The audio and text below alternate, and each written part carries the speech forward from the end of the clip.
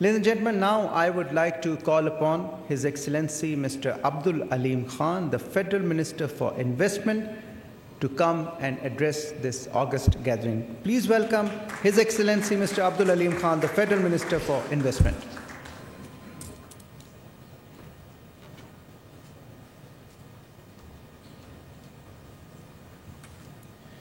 Bismillah ar-Rahman ar-Rahim. The Deputy Prime Minister of Pakistan, Senator Ishaq Dar Sahab, the Honorable Minister for Investment, Brother Khalid bin Abdullah Al-Faleh, my fellow cabinet members, the esteemed delegation members, distinguished guests, good morning and Assalamu alaikum. Being one of the last speakers, it's a great privilege because when I came in the morning, I had a speech of like 10-20 pages. Now, after the speeches of my brothers, I am left with at least 1 or 2 pages. So, especially after the speech of my brother, the elder brother, Dr. Professor Musaddiq Malik, I have hardly anything to say, but I would still try to say something.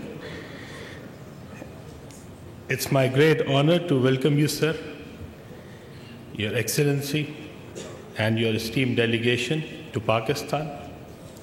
I would like to thank the leadership of Saudi Arabia for extending invaluable support and assistance to Pakistan whenever Pakistan needed. The government of Pakistan and the people of Pakistan deeply appreciate the support provided by the kingdom during all these years. We are especially grateful to the custodian of the 2 holy mosques, His Majesty the King Salman bin Abdul Aziz, and His Royal Highness Prince Mohammed bin Salman.